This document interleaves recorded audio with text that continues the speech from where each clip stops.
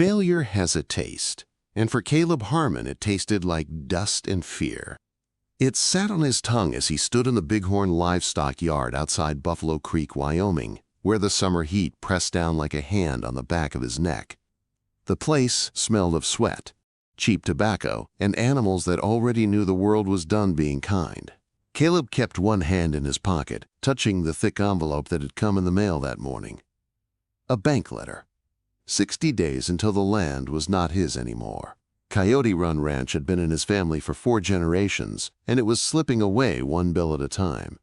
No rain meant no grass. No grass meant buying feed. Buying feed meant debt.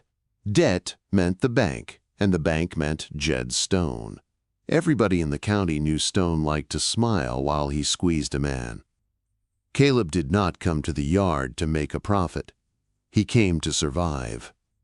He had brought his last 2 breeding steers, the last good thing he owned that still had value, and he needed at least $3,000 just to keep the house warm and the animals fed. He tried not to look scared, but his stomach felt hollow. He stared at the ring, at the sun-bleached rails, at the dust hanging in the air like a warning. Then he saw him. Jed Stone leaned against the far fence. Clean shirt, fine hat, boots without a scratch on them. Stone's mouth held a small, smug curve, like the ending was already written and he was only here to enjoy the reading. The auctioneer called the lot in a voice that scraped across Caleb's nerves. 2 red Angus breeding steers. Good stock. What will you give? Caleb watched his steers trot into the ring, broad and healthy, coats shining in the hard light. His father had raised stock like that with pride, the kind you did not sell unless you had no other choice. Caleb swallowed and waited for the bidding to rise. It did not. 500. 600. Someone lifted a hand, then lowered it when Stone glanced his way. Stone did not have to say a word. He only had to watch. The silence stretched. Caleb could hear his own breath. He scanned the small crowd and felt his face grow hot as he realized what was happening. Stone was not bidding because he did not need to. He was choking the room, making sure nobody helped. The gavel cracked. Sold for $800 to a man who worked for Jed Stone. $800 for 2 prime breeding steers.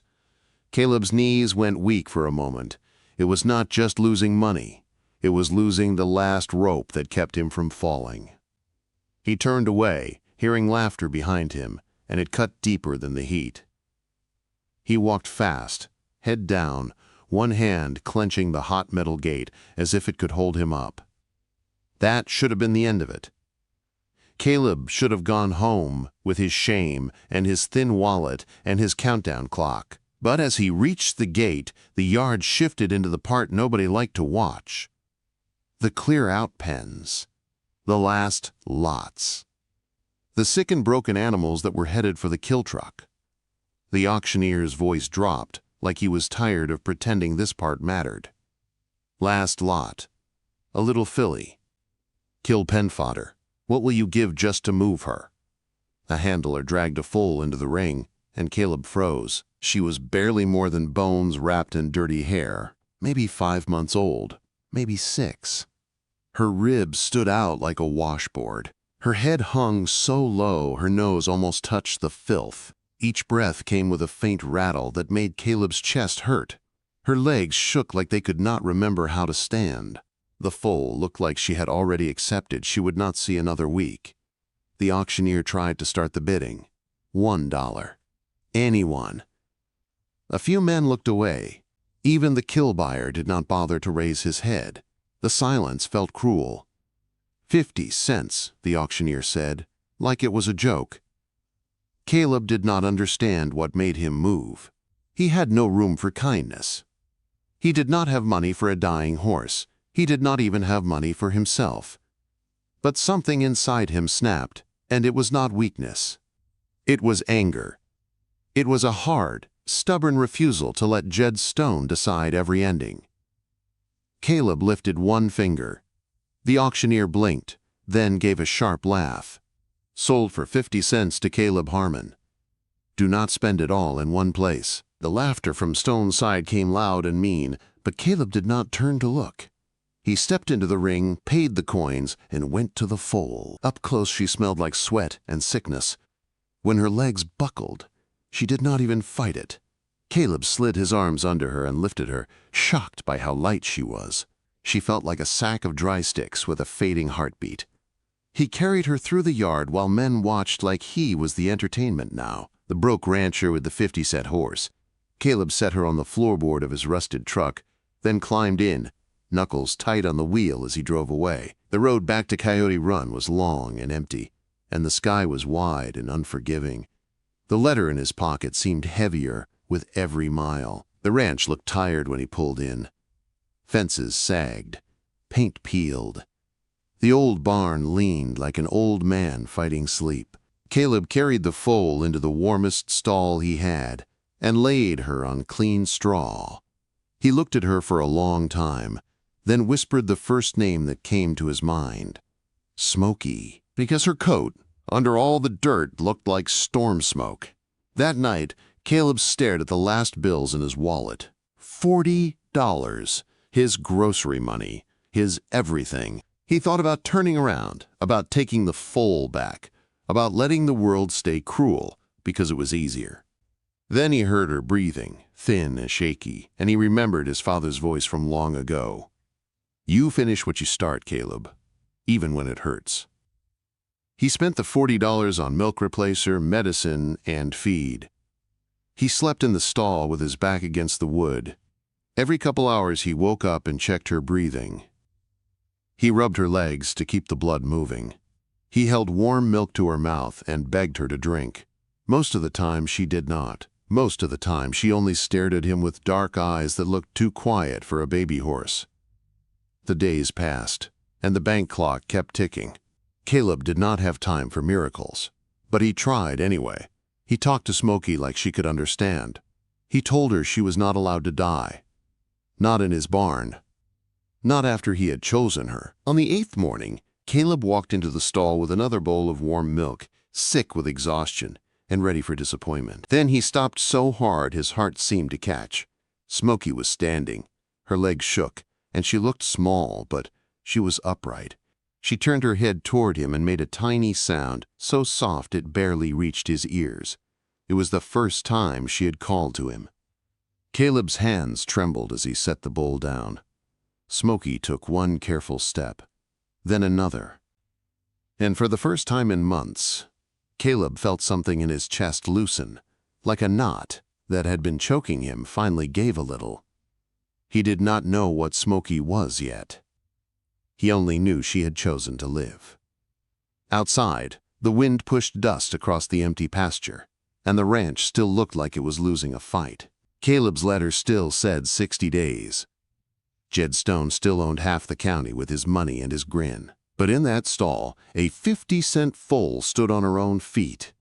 And Caleb could not shake the feeling that this was the moment everything started to change. Smokey's first steps did not mean she was safe. For Caleb Harmon, that tiny victory only opened the door to a harder truth. A foal could stand today and still be gone tomorrow. The Wyoming wind did not care about hope. The bank did not care. Jed Stone did not care. Caleb kept moving anyway, because stopping felt like dying. Every morning started the same. Caleb walked to the barn before the sun fully climbed, his boots crunching over frozen dirt when the nights turned cold. He carried a bucket of warm milk replacer, the smell sweet and heavy. He checked Smokey's ribs, her gums, her eyes. He rubbed her legs until they felt alive again. He mixed medicine with feed and prayed she would take it. Some days she did. Some days she just stared at him like she was listening to something far away. He did not tell anyone what he was doing, not because he was proud, but because he did not have the strength to hear people laugh again. The yard laughter had stayed in his ears. He could still see Stone's smirk like it was burned into the air. Caleb had been called stubborn his whole life. Now he wondered if stubborn was just another word for foolish. 2 weeks passed. Smokey's breathing grew smoother. The rattle faded. Her coat started to change under the grime. When Caleb scrubbed her with warm water and rough cloth, the dirt came off in sheets, and something strange showed through. Not brown, not black.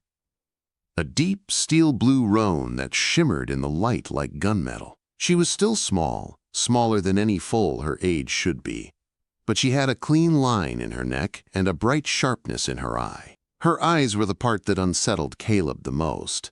They were not wide and soft like a normal baby horse. They were calm, quiet, watching. When Caleb moved, Smokey tracked him without fear. When a barn swallow swooped low, Smokey's head turned with perfect timing. When a mouse darted from under the hay, she snapped her gaze to it like a cat. She did not waste motion. She did not waste attention. Caleb tried not to think too much about it. He had bigger problems than wondering why a half-dead foal looked like she was measuring the world. The foreclosure clock was now at 45 days. Caleb had sold the steers, but the money was already gone. Feed, fuel, bills. The numbers never worked, no matter how many times he wrote them down. The ranch was shrinking around him, not in land, but in possibility. Every fence post felt like a question he could not answer. One afternoon, Caleb had to move his last dozen steers out of a pasture that had turned into dust and rocks. His old cow dog had died 2 winters ago, and his only good cow horse, Buck, was lame and could barely walk. Caleb did not have money for a vet. He did not have money for new shoes. He was doing the job on foot. It was slow, hot work. The steers were stubborn and half wild because they had not been handled much since the ranch started falling apart. Caleb limped after them, his bad knee lighting up with pain every time he stepped wrong. He waved his hat, clapped, shouted, and tried to push them toward the gate, but they kept turning back, testing him like they knew he was weak. He was sweating hard, his mouth dry, his patience gone. He felt the edge of quitting rise in him like a wave. He could already see the steers scattering over the ridge, and he could already feel the hours of chasing them that would follow. Then he heard the sound of a board snapping. Caleb spun and saw Smokey slip through a broken section of fence. She had grown strong enough to wander now, and she had been following him more often, curious and clingy like a shadow. Caleb's heart jumped. "No," he shouted. "Smokey, get back." He expected her to bolt and scatter the cattle. Instead, she stopped dead. Her ears flicked forward, her head dropped low, her shoulders shifted. In one heartbeat, she looked like a different animal. Smokey moved toward the lead steer with a slow, controlled step, not playful, not nervous, calm and sure, like she was walking into a job she already knew. The steer swung left to escape, and Smokey slid left with it, cutting the angle. The steer tried to push right, and Smokey was already there, blocking the path without touching him. She did not bite. She did not kick. She did not chase like a wild horse. She simply controlled space. Caleb stood frozen. The steer tested her again, lunging forward, and Smokey dropped even lower, her hooves digging into the dirt in a short, sharp move that looked too fast for her size. The steer stopped, confused, then turned back toward the herd. Smokey flowed beside him, holding him in line. She looked like smoke rolling over the ground, silent and smooth. Caleb's mouth went dry in a new way. He had grown up around horses. He knew good cow horses, the kind trained for years to read a steer. But Smokey was not trained. She had never been ridden. She had never been in a round pen with a flag. She had never been taught anything except how to survive. And still, she worked that steer like a champion. Caleb tested her without thinking. He stepped toward the herd and waved his hat at another steer. Not hard, just enough to make it shift. Smokey snapped her focus to the new steer and moved with that same eerie control, cutting it away from the others, turning it back before it could break out. The herd started to settle, moving like they should, and Caleb realized he was watching something rare. It was not a trick. It was not luck. It was instinct, deep and sharp, like Smokey had been born knowing cattle the way a hawk knows the wind. When the last steer finally walked through the gate, Caleb leaned on the fence post, breathing hard. His knee still hurt, but he barely noticed. Smokey stood in the dust, ears forward, steady as stone, watching the herd like a guard.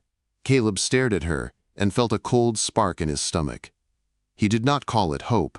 Hope had hurt him too many times. It felt more like a question he could not ignore. "What are you, Smokey?"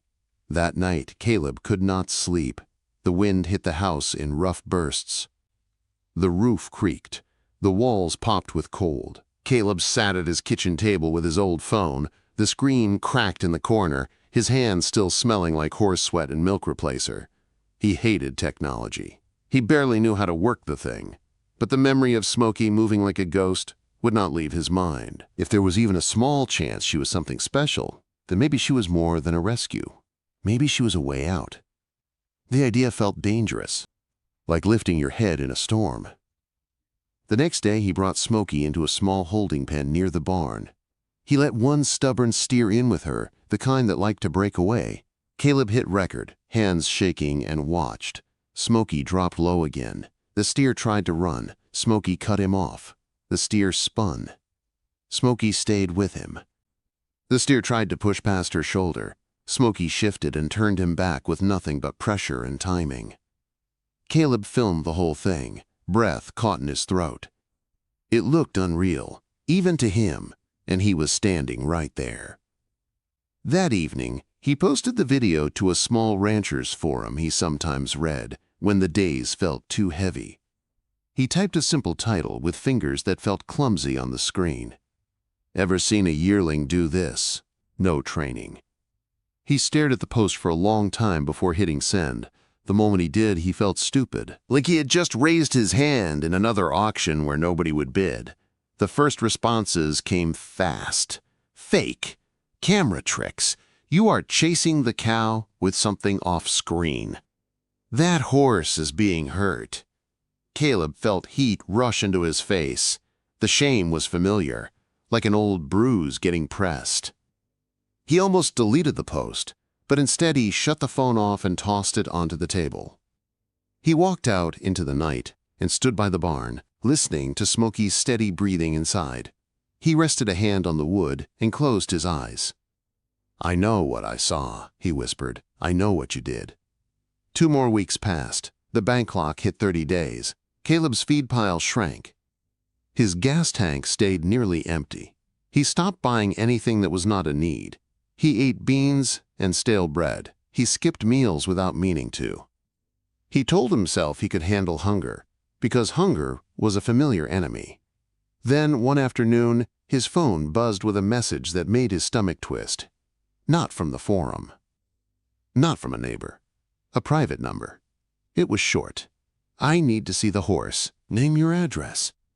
Caleb stared at the screen, his heart beating harder. He typed back the ranch address with shaking thumbs, then sat very still, like moving too fast might break whatever this was. He waited. 2 days later, near sunset, the sound of tires on gravel rolled up his long, rutted drive. Caleb stepped onto the porch, squinting into the dust. A truck crested the rise. It was not a local rig. It was big, clean, and expensive. A gleaming, heavy-duty pickup, polished so bright it looked wrong in Caleb's dusty yard. Behind it was a trailer that looked like it belonged at a championship show, not at a broken ranch.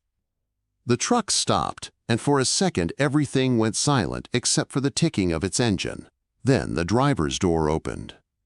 A woman stepped out, older, small, boots that looked worn by work but clearly not cheap. Her eyes were sharp and dark. She scanned the ranch in one glance, taking in the sagging fence and peeling paint like she was reading a story without words. She looked at Caleb. "Caleb Harmon," she said. Caleb swallowed. "Yes, ma'am," quote. She nodded once, like she had already decided something. "I'm Rosalita Flores," she said. The name hit Caleb like a punch, because it was a name he had only ever seen in magazines. A name spoken with respect by men who knew horses. She lifted her phone and showed him his shaky video on the screen. "I came for the ghost," she said. Caleb did not know what to do with a legend standing in his yard. Rosalita Flores looked small, but her presence filled the space like a storm cloud. Her face was lined by years of sun, and her eyes were the kind that did not miss anything. Caleb wiped his palms on his jeans and felt suddenly ashamed of the grease stain on his shirt. the worn sole of his boot, the way his porch steps leaned to one side. "She's in the paddock," Caleb said. Rosie did not answer. She walked past him without rushing, boots crunching the gravel like she had been on ranches her whole life.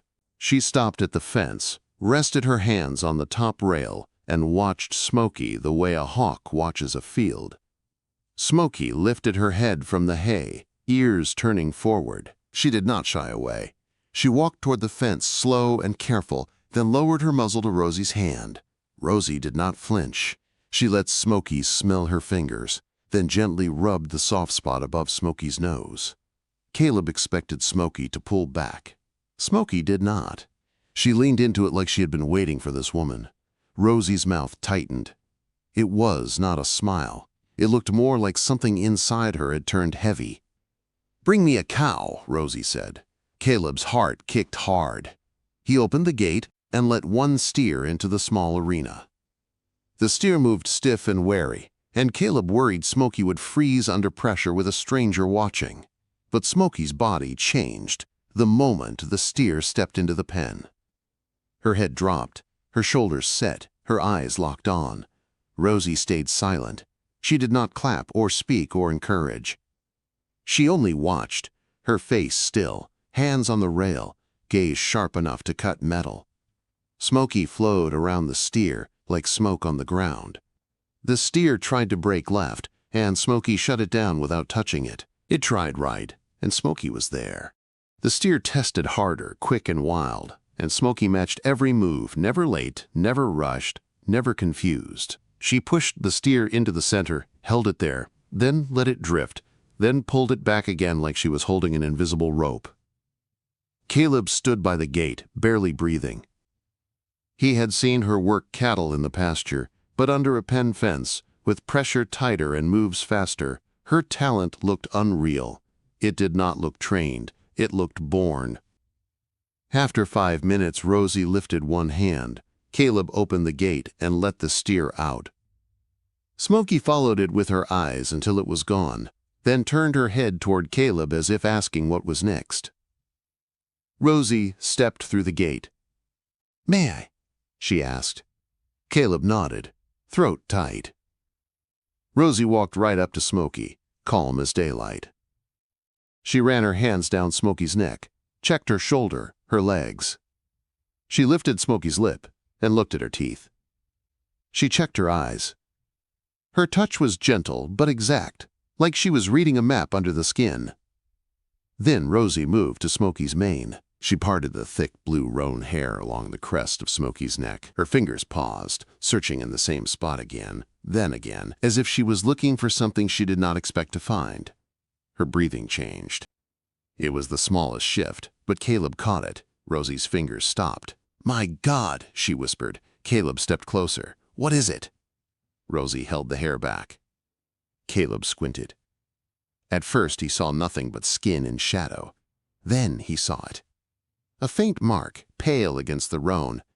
Not a hot brand like the ones around Wyoming. This was a freeze brand, old and almost invisible, shaped like a thin crescent moon. Rosie's hand trembled. "I've only seen this in books," she said. Caleb's mouth went dry. "What does it mean?" Rosie kept her eyes on Smokey like she was afraid the horse might vanish if she looked away. "That mark belongs to a place called Diamante Azul," Rosie said. "An estancia in Argentina. They bred a line of cutting horses that people talked about like ghosts. Horses with cow sense so deep they almost did not need training. A bloodline that was supposed to be gone." Caleb blinked. "Gone?" "There was a fire," Rosie said, voice low. 30 years ago. Everybody said the whole line burned. The story was tragedy and loss. But rumors never died. Rumors said a few were stolen and smuggled out, sold under different names, hidden until nobody remembered what they were. She finally looked at Caleb and her eyes burned with certainty. "This is not a lucky ranch horse," she said. "This is the last one, or close enough that it scares me." Caleb stared at the mark on Smokey's neck. 50 cents. That was the price he had paid for something with a brand people only whispered about. The laughter at the auction, the cold nights on straw, the way she had risen on the 8th day. It all felt like a strange path that had led here on purpose. His knees felt weak. He gripped the fence. "I don't understand," he said. Rosie straightened slow, like she was carrying weight. "You don't have to understand yet," she said. "You just have to protect her." Caleb swallowed. Protect her from who? Rosie's jaw tightened. She did not answer right away. Then she nodded toward the road. "From anybody who would take what you cannot afford to fight for," she said, "and from anybody who would burn the world down to own it." The words hit Caleb, and he felt the cold spark in his stomach turn to fire. Jed Stone had already stolen his cattle money. Jed Stone was still waiting with that bank letter. If Smokey was truly rare, then she was not just a miracle, she was a target. Rosie stepped back out of the arena and looked over the ranch like she was measuring the place. She glanced at the leaning barn and the sagging fences and the tired house. "How many days?" she asked. Caleb knew what she meant. 30, he said. 30 until the bank takes it. Rosie nodded once, like she expected it. "We do not have time," she said. Caleb felt panic rise. "She's too young to compete," he said. "Even if she's special, she's a yearling. You can't run her in futurities." "She is not going to compete," Rosie said. "Not yet." She turned and looked him straight in the face. "The Wyoming futurity is in Cheyenne in 2 weeks," she said. "Biggest cutting event this side of the Mississippi. All the owners, all the buyers, all the judges. We are going to take her there." Caleb's mind raced. "For what?" "To exhibit," Rosie said. "To show the world what you have." Caleb shook his head, overwhelmed. "I don't have a trailer worth anything. I don't have money. I don't even have a truck that can make it if the snow hits." Rosie's eyes did not soften, but her voice did. "Listen to me," she said. "If you stay quiet, Stone will take your ranch and he will take your horse. He will choke you until you hand her over just to survive. If you show her, you make noise. You make her too public to steal quietly, and you may find someone with money who hates bullies." Caleb looked out at Smokey, who stood calm, chewing hay, ears relaxed. She did not know any of this. She was just being what she was. Caleb's voice came out rough. "Stone was here once already, in spirit, at the auction, watching, smiling." Rosie's gaze sharpened. "Then he has already seen you as weak," she said. "It is time he sees you as dangerous." That night, Caleb could not settle. The idea of Cheyenne felt like climbing a cliff with broken fingers. But Rosie spoke like she had already chosen the path. She made calls on her phone with quick, sharp words. Caleb heard names he recognized from magazines. Trainers, judges, people with power. Rosie walked back to her truck and opened the trailer door, letting Caleb see the inside. It was clean, padded, safe. It smelled like money and care. Caleb felt his throat tighten. "I can haul her," Rosie said. "That part is not the problem." Caleb swallowed. "Then what is?" Rosie looked toward the horizon, where the sun was dropping behind the hills. The light turned the dust gold, and for a moment the ranch looked almost beautiful. "The problem," Rosie said, "is that the moment Stone realizes what you have, he will not wait for the bank. He will take shortcuts." Caleb felt his stomach sink. As if the words summoned the danger, a new sound rolled up the drive. Tires on gravel. Fast. Too fast. Caleb turned and saw a sheriff's truck coming hard, followed by a white veterinary clinic truck, followed by a long livestock trailer. Red and blue lights flashed, painting the yard in sick, spinning color. Caleb's blood went cold. The sheriff did not even step out at first. He spoke through a loudspeaker like Caleb was already guilty. "Caleb Harmon," the sheriff called. "Stay where you are." Then another truck pulled in behind them, black and polished. The driver's door opened. Jed Stone stepped out, smiling like he had been invited. Caleb's hands curled into fists. He stood at the paddock gate, body tight, eyes locked on Stone's face. Stone glanced at Smokey, then back at Caleb with that same cold smirk from the auction. "Well," Stone said, voice smooth. Looks like you found yourself something valuable. Jed Stone's smile did not reach his eyes. His eyes were flat, like river stones, and Caleb felt the same sick pressure he had felt in the livestock yard. Stone did not come to ask questions. He came to take control. The sheriff finally stepped out of his truck, paper in hand. Behind him, the local veterinarian Caleb knew too well climbed out, avoiding Caleb's eyes. Two of Stone's men stood by the livestock trailer, already unlatching the back like the outcome was settled. "Caleb Harmon," the sheriff said, voice tired and official. "I've got an emergency seizure order signed by the judge." Caleb's throat tightened. "For what?" "Complaint of animal cruelty," the sheriff said. "Report says you've got livestock in a near-death condition. We're required to seize all animals on the property, pending investigation." Caleb stared at him like he had spoken another language. "That's her," Caleb said, pointing at Smokey. "She was near death when I bought her. I saved her. Look at her now. She's healthy." The vet stepped forward, clearing his throat. "We received a tip. The law's the law, Caleb." The words sounded like poison. Caleb could see the setup like a trap laid in the open. Stone could not squeeze money out of him fast enough through the bank, so he was using the county to break him, using the state to steal. Caleb moved in front of the paddock gate without thinking. "You're not taking her." The sheriff's hand drifted toward his holster, not dramatic, just a warning. "Cal, don't make this worse. Interfering is a felony." Stone stepped closer, his voice soft like he was offering help. "You're broke, Harmon. You can't care for animals." "You're in over your head. Let the county do its job." Caleb's stomach twisted with rage. "You did this," he said, voice shaking. "You can't seize her through the bank, so you're trying to steal her." Stone's smile thinned. "Careful," he said.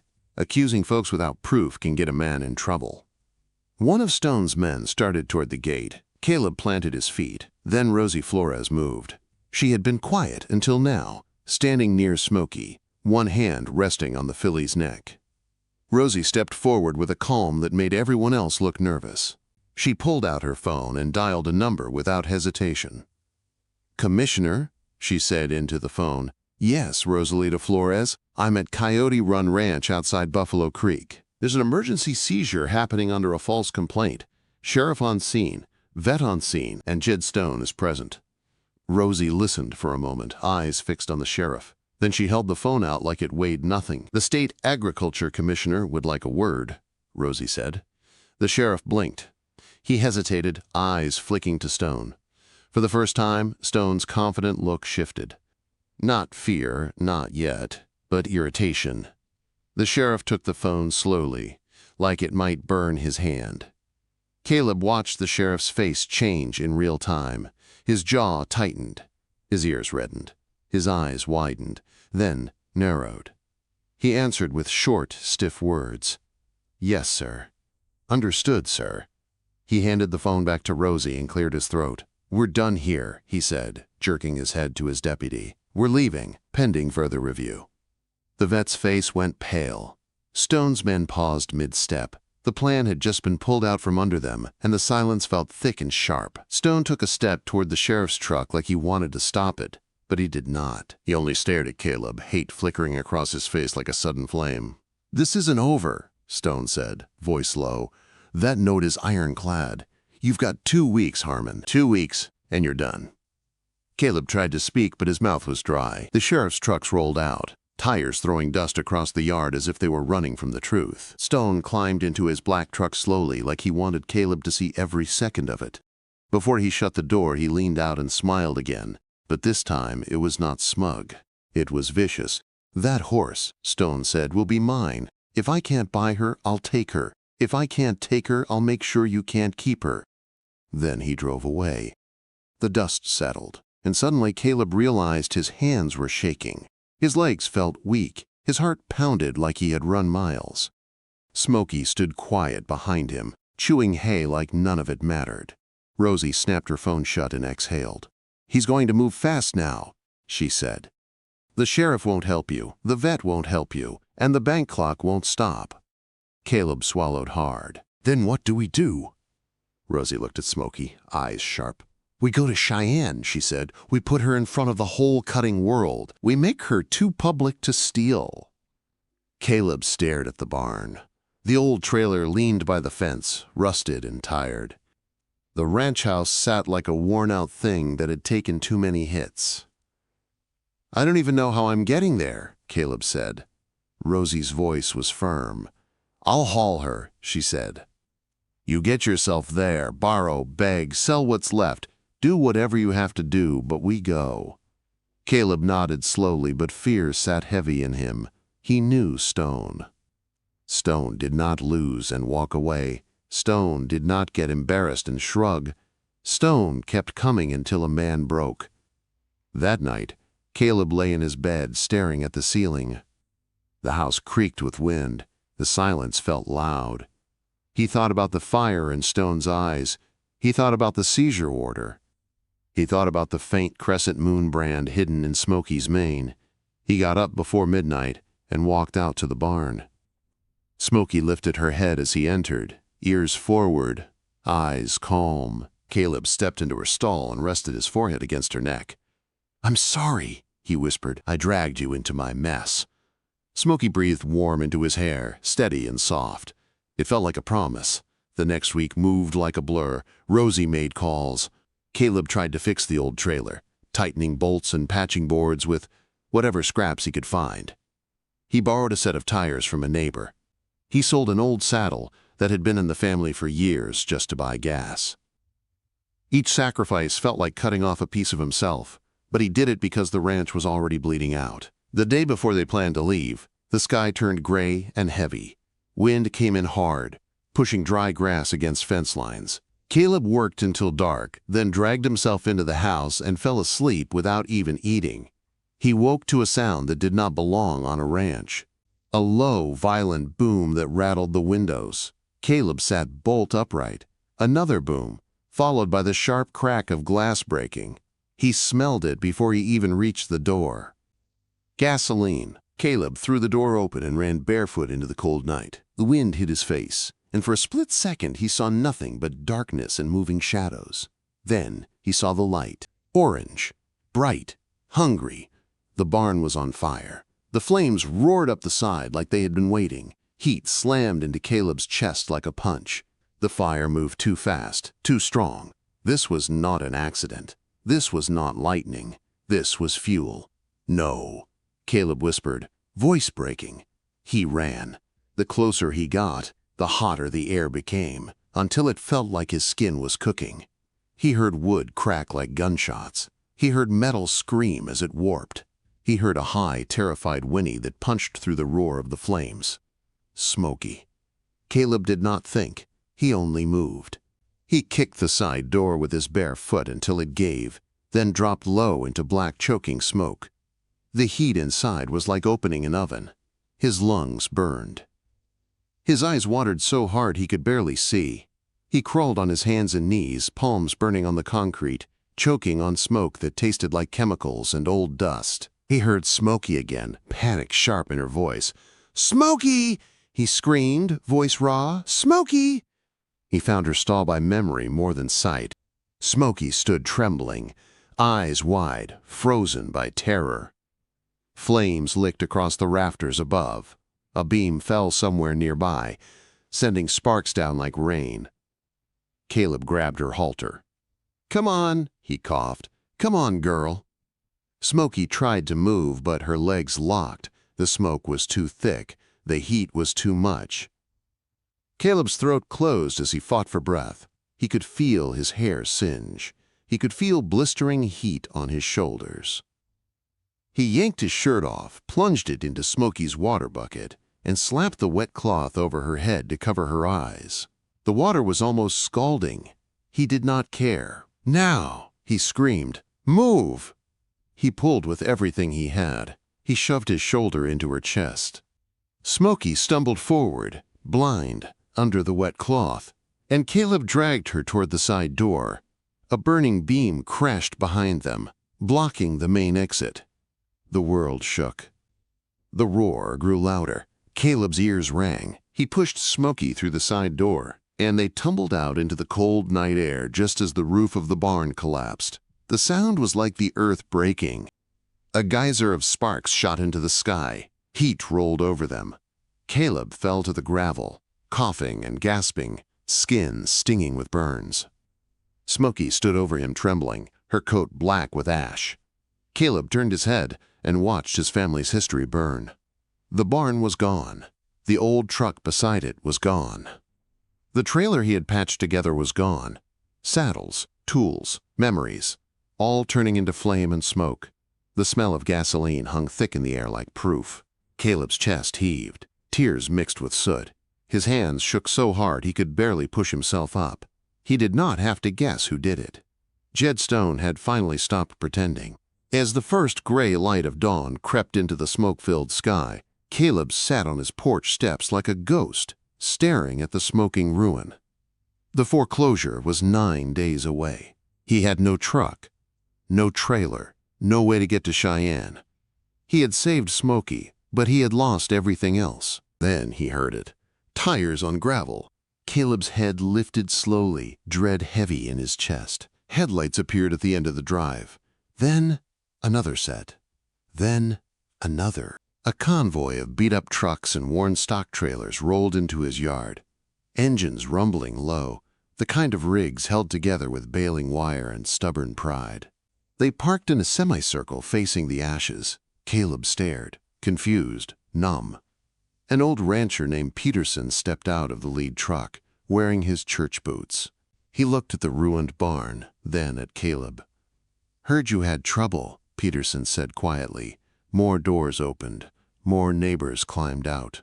Families who had been squeezed by Stone for years. Men with weathered faces. Women with hard eyes. Nobody looked at Caleb with pity. They looked at the ashes with anger. A young woman from the Hayes family backed her truck toward the paddock, trailer already hitched. "My trailer's empty," she said, voice sharp. "You're taking my rig." Old man Hemlock stepped forward and shoved a wad of cash into Caleb's soot-covered hand. "Gas money," he said, "and a clean shirt. You ain't going looking like a chimney." Caleb stared at the money like it was unreal. Peterson finally looked Caleb in the eye. "Stone's been calling you a fool," Peterson said. "But this ain't what you do to a fool. This is what you do when you're scared." The Hayes woman lifted her chin. "You go to Cheyenne," she said. "You show the world. You show Stone." Caleb's throat tightened. He could not speak. He only nodded once. Because for the first time, he understood something clear. He was not fighting alone anymore. Caleb rode to Cheyenne behind the Hayes trailer, like a man riding behind his own last chance. The borrowed truck smelled like coffee and old leather. The cash in his pocket felt heavy, not because it was a lot, but because of what it meant. It was proof that the people around him had finally had enough of Jed Stone. They were not giving Caleb charity. They were giving him a weapon.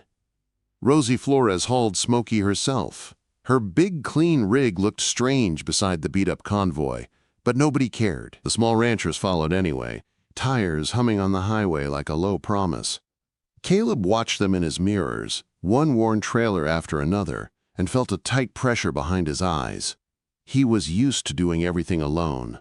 Now he had people behind him, and it scared him more than it comforted him, because it meant more could be lost if he failed. Cheyenne rose out of the flat land like a bright, noisy dream. The event grounds were packed with shiny trucks, gleaming trailers, and horses that looked like they lived better than most people. Caleb stepped out and instantly felt out of place. His jeans were stained, his boots were cracked, his hands were rough. The saddle he brought, the one he had saved from the edge of the fire, still smelled like smoke.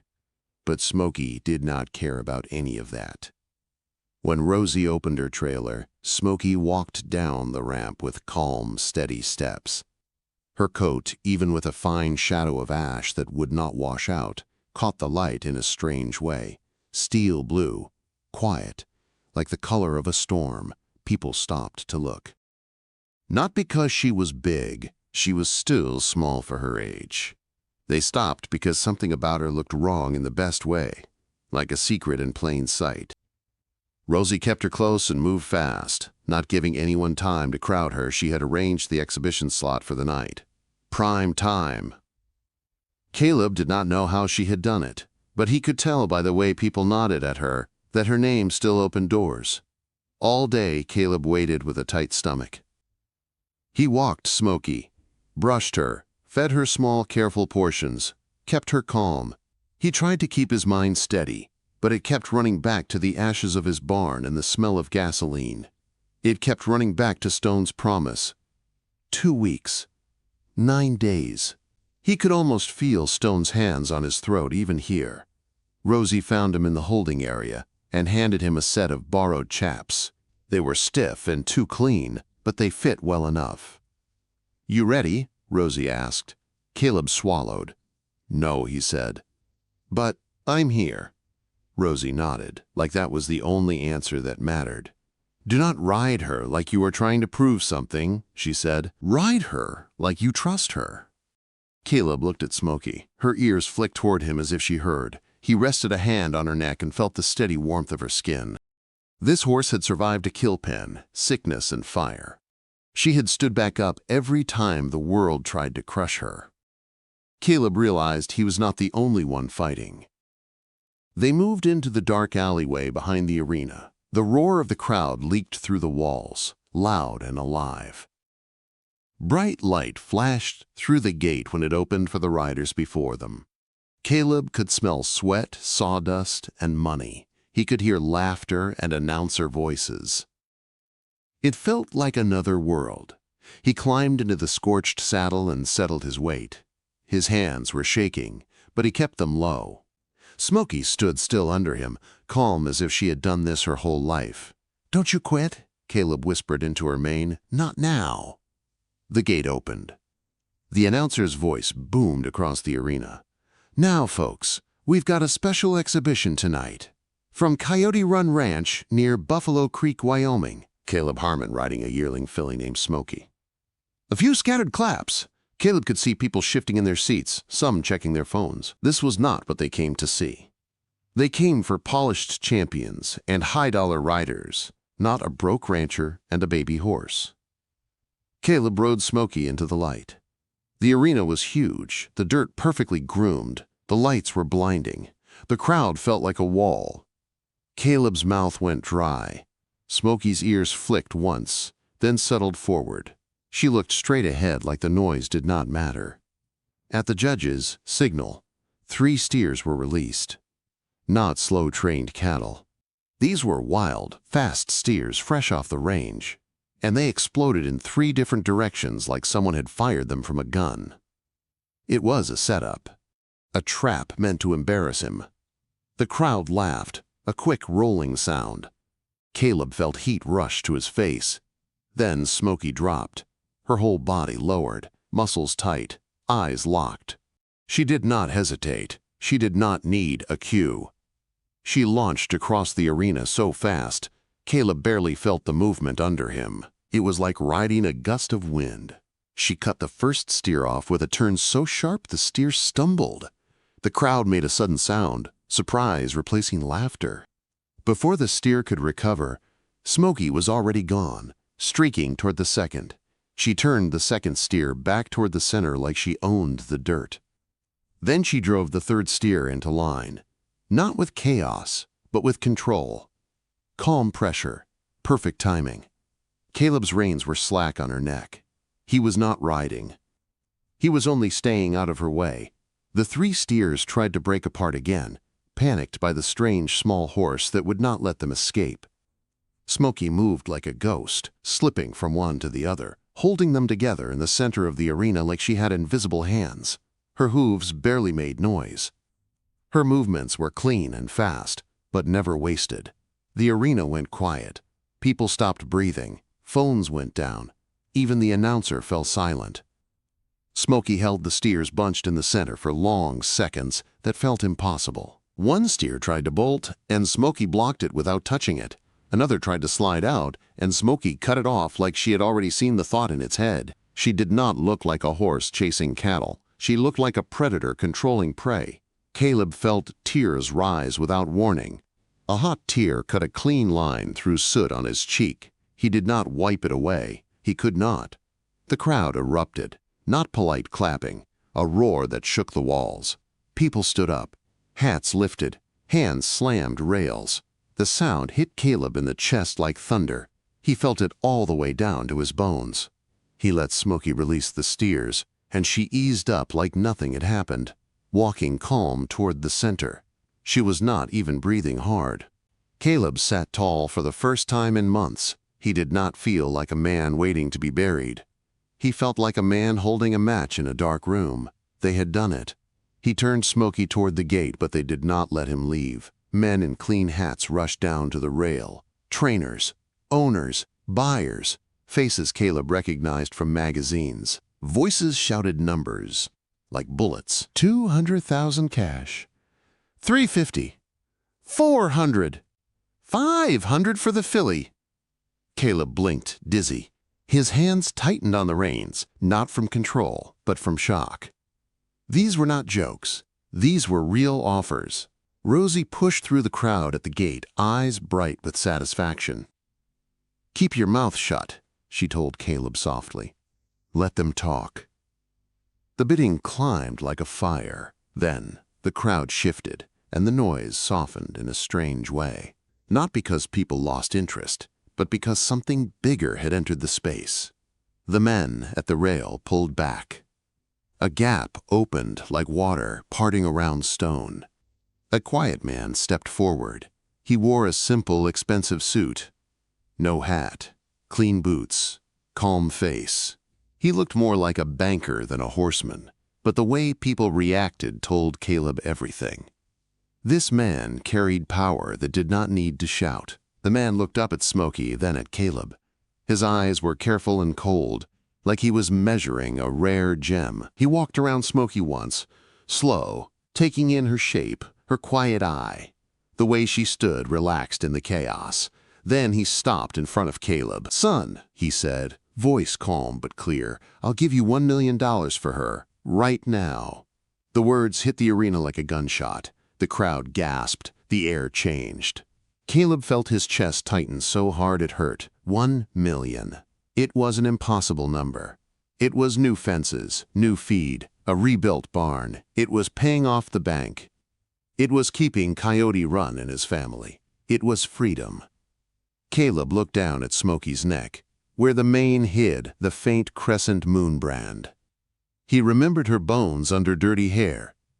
He remembered sitting on straw through freezing nights, forcing milk into her mouth. He remembered the barn collapsing in fire, the smell of gasoline, the way she trembled under the wet cloth.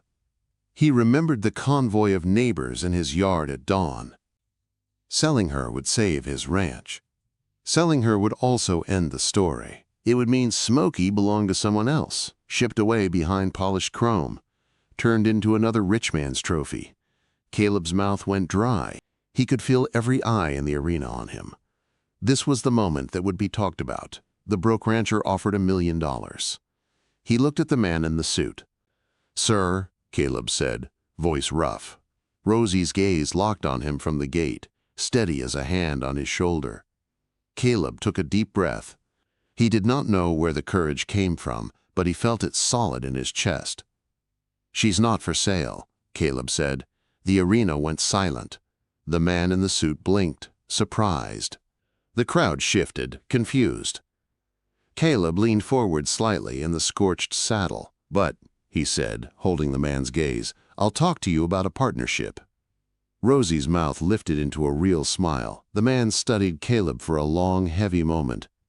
Then his face changed, not soft, but impressed. "I like that," he said quietly. "I like that better." He reached up and held out his hand. Caleb looked at it, then took it, his soot-stained hand clasping clean wealth. "My name is Harrison," the man said. "Oklahoma Oil and Gas. I collect rare horses. I invest in rare things, and I don't like bullies." Caleb's heart thumped hard. Harrison nodded once. "My lawyers will pay your note off before breakfast," he said. "And we will do more than that. We will make sure Jed Stone cannot touch you again." Caleb's throat closed. He could not speak. He only nodded, because if he tried to speak, he might break. Harrison stepped back and looked at Smokey again. "We'll rebuild that line," he said. "Where she belongs."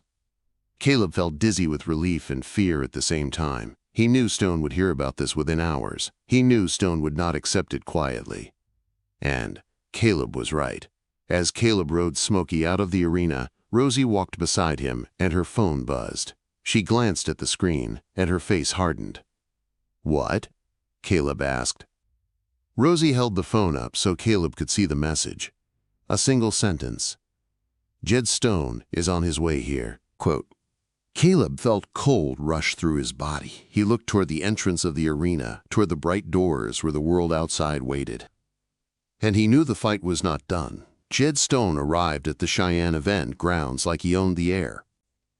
His black truck rolled in behind a polished trailer, and the men who stepped out with him moved with the easy confidence of people used to taking what they wanted. Caleb saw him from across the lot and felt his stomach drop. The lights from the arena spilled onto the gravel, and for one sharp moment, it felt like Caleb was back at the Bighorn yard again, with Stone watching and waiting for him to fall. Stone walked straight toward Smokey's stall, not looking at the other horses, not looking at the crowd.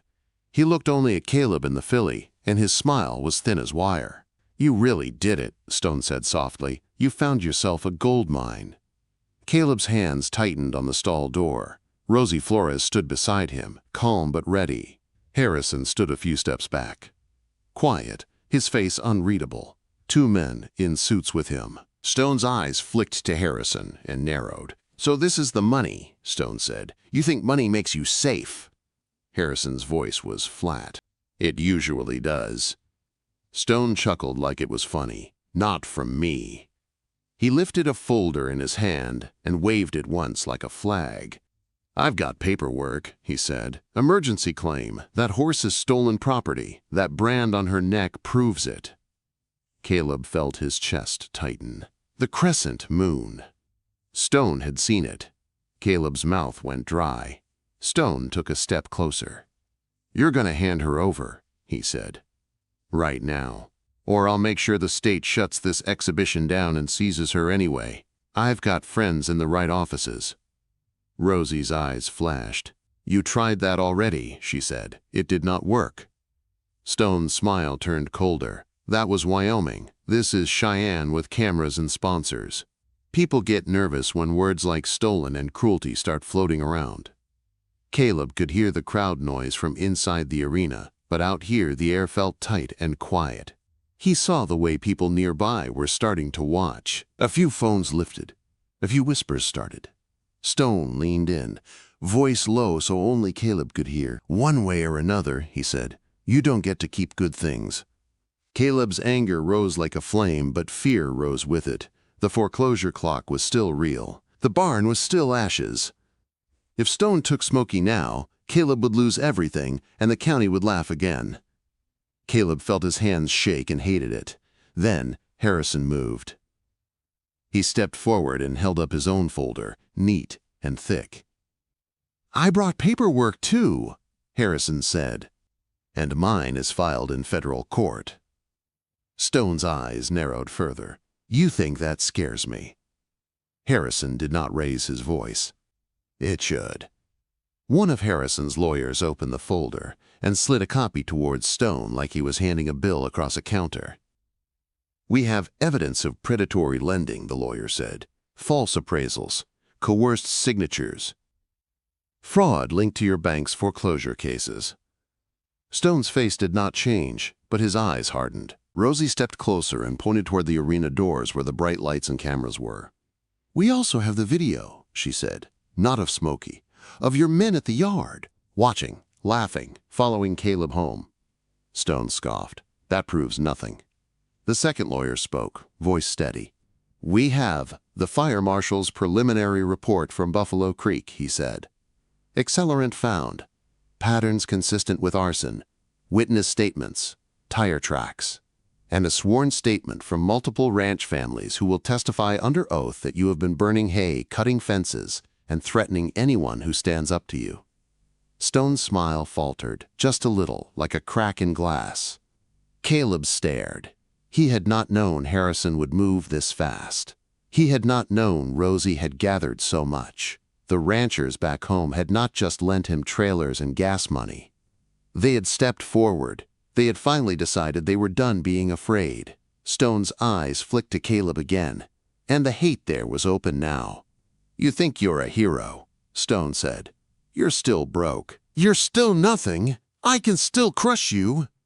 Caleb's voice came out rough but clear. "You already tried," he said. "You burned my barn. You tried to steal my horse. You tried to make me look like a monster. And I'm still standing." Stone's jaw tightened. A new sound cut through the tension. Tires on gravel. More vehicles pulling in, not flashy this time. Plain. Official. 2 state patrol units and a fire investigator's truck. Behind them, a man in a blazer stepped out with a badge on his belt and a calm face that did not care about Jed Stone's money. He walked straight to Stone. "Jedediah Stone," the man said. "I'm Special Agent Mark Ellison. We need to speak with you." Stone's smile tried to return. "About what?" Ellison held up a warrant. "About arson, fraud, and witness intimidation." For the first time, the air changed completely. Stone's men shifted, unsure. Stone's eyes flashed, then steadied, but his voice sharpened. "This is harassment." Ellison did not move. "Turn around," he said. Stone looked at Caleb, and the look was pure venom, but there was something else under it now, a small, tight edge of fear. Stone's hands clenched into fists, then slowly relaxed as he realized cameras were watching, and power was not on his side in this moment. He turned around. The sound of handcuffs clicking shut was small, but to Caleb it sounded like a door finally closing. Stone twisted his head just enough to spit the words over his shoulder. "This isn't over." Rosie's voice came back like a whip. "For you," she said, "it is." They led Stone away. His men stood frozen for a beat, then back toward their truck like rats who had lost their biggest shadow. The crowd around them buzzed with shock and hungry curiosity. Caleb stood there, hands on the stall door, breathing hard like he had been holding his breath for years. Smokey shifted inside the stall and pressed her nose into Caleb's shoulder, warm and calm, as if she was reminding him she was real. Harrison stepped beside Caleb and nodded toward the arena. "Now," he said, "we finish what we came here to do." Quote. Caleb blinked, throat tight. "You mean show her again?" Harrison nodded. "The world came to see a ghost," he said. "Let them see her. Let them remember the name Coyote Run." Caleb walked Smokey into the arena one more time that night. The crowd was not bored anymore. They were standing before she even stepped into the light. When Smokey dropped into that low, silent stance and turned her first steer like it was nothing, the roar that followed was louder than before. Caleb did not feel like an imposter this time. He felt like a man who had earned his place through fire and stubborn love. A week later, back in Buffalo Creek, Harrison's lawyers paid off the note, just like he promised. The bank's hold on Coyote Run snapped clean. The investigation widened fast, because once Stone cracked, the whole county started talking. Ranchers who had stayed quiet for years came forward. The sheriff could not pretend anymore. The local vet could not hide behind paperwork. Stone's empire began to fall, not with one big crash, but with a long, ugly collapse that revealed how many people he had crushed to build it. Caleb rebuilt, but not alone. A new barn rose where the old one had burned, bigger and stronger. On the beam above the doors, Caleb carved a crescent moon, not as a secret, but as a warning to anyone who thought they could steal what did not belong to them. Smokey stood in green pasture again, healthy and shining, the steel-blue ghost who had refused to die. The neighbors who had shown up at dawn became partners in something new, a co-op that gave fair deals and honest chances to families who had been squeezed dry. Caleb still had scars on his hands from the fire, and his knee still hurt when the weather turned, but he did not walk like a defeated man anymore. He walked like someone who had been dragged to the edge and refused to fall. And every time Smokey lifted her head and watched the cattle with those quiet, intelligent eyes, Caleb remembered the day he raised one finger at an auction and bought a dying foal for 50 cents, not knowing he had just bought the beginning of a whole new life. If you enjoyed this story, share it, leave a comment, and follow for more emotional Wild West stories.